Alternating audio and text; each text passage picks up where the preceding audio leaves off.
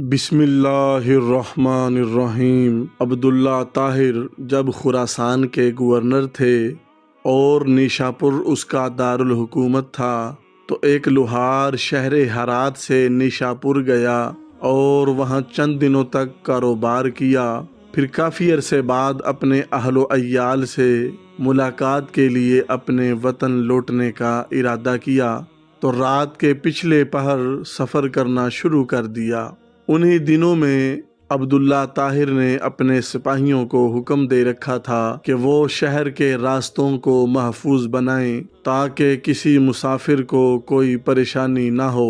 اتفاقاً ایسا ہوا کہ سپاہیوں نے اسی رات چند چوروں کو گرفتار کیا اور امیر خراسان عبداللہ طاہر کو اس کی خبر بھی پہنچا دی، لیکن اچانک سے ان میں سے ایک چور بھاگ گیا۔ اب یہ سپاہی گھبرا گئے کہ اگر امیر کو معلوم ہو گیا کہ ایک چور بھاگ گیا ہے تو وہ ہمیں سخت سزا دے گا۔ اتنی سی دیر میں وہ لوہار سفر کرتا ہوا وہاں سے گزر رہا تھا تو ان سپاہیوں نے اپنی جان کو بچانے کی خاطر اس بے گناہ لوہار کو گرفتار کر لیا اور باقی چوروں کے ساتھ اسے بھی امیر کے سامنے پیش کر دیا۔ امیر خراسان نے سمجھا کہ یہ سارے چور ہیں اور چوری کرتے ہوئے پکڑے گئے ہیں تو اس نے بغیر کسی تفتیش اور تحقیق کے انکوائری کیے بغیر سبھی کو قید کرنے کا حکم دے دیا۔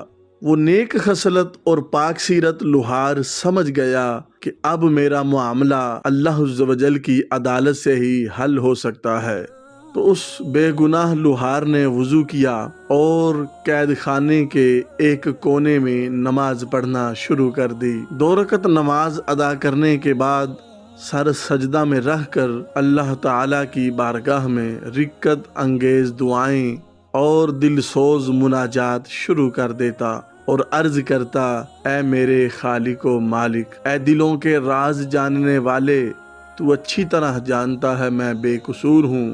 تو دوستو، جب رات ہوئی تو عبداللہ طاہر اپنے بستر پر نیند میں مصروف تھا تو اس نے خواب دیکھا کہ 4 بہادر طاقتور سپاہی آئے اور سختی سے اس کے تخت کے چاروں پایوں کو پکڑ کر اٹھایا، تخت کو الٹنے لگے۔ اتنے میں عبداللہ طاہر کی آنکھ کھل گئی۔ اس نے فوراً لا حول ولا قوت الا باللہ العلی العظیم پڑھا، پھر وضو کیا اور ادھر جیل کے اندر قید بے گناہ اور بے قصور لوہار اس احکم الحاکمین کی بارگاہ میں 2 رکعت نماز ادا کرنے کے بعد دعا کرنے میں مصروف ہے، جس کی طرف ہر شاہ و گدا اپنی اپنی پریشانیوں کے وقت رجوع کرتے ہیں۔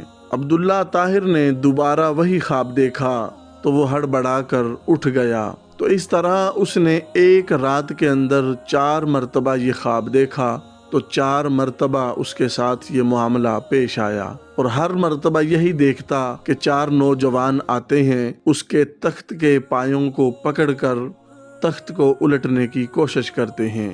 رات گزری، صبح کا وقت آیا، حاکم وقت کا دربار لگا۔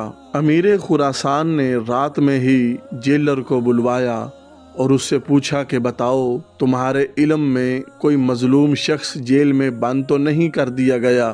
جیلر نے عرض کیا کہ عالی جاہ، میں تو یہ کام نہیں کر سکتا اور نہ ہی میں نے یہ کام کیا ہے، لیکن اتنی بات ضرور ہے کہ جیل کے اندر ایک ایسا بھی شخص قید ہے جو جیل میں نماز پڑھتا ہے اور رقت انگیز اور دل سوز دعائیں مانگتا ہے۔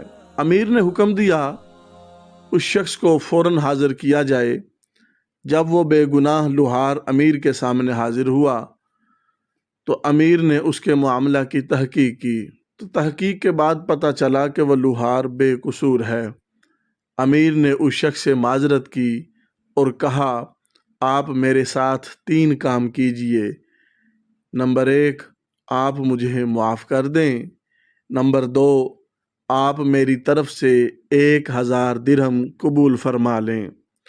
نمبر 3، آئندہ جب بھی آپ کو کسی قسم کی پریشانی لاحق ہو تو آپ بلا جھجک میرے پاس تشریف لائیں تاکہ میں آپ کی مدد کر سکوں۔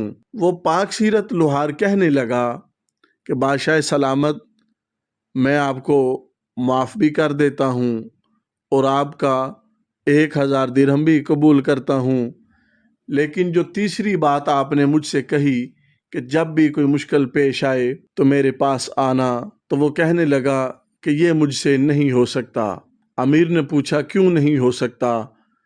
تو وہ لوہار کہنے لگا وہ خالق و مالک، وہ رازق جو مجھ جیسے فقیر کے لیے آپ جیسے بادشاہ کا تخت ایک رات میں 4 مرتبہ اوندھا اور الٹا کر سکتا ہے، تو اس کو چھوڑ دینا اور اپنی ضروریات کے لیے کسی دوسرے شخص کے پاس جانا یہ اصول بندگی کے خلاف ہے۔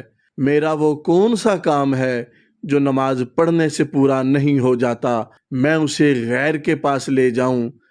جب میرا سارا کام نماز کی برکت سے پورا ہو جاتا ہے تو مجھے کسی اور کے پاس جانے کی حاجت اور ضرورت نہیں ہے۔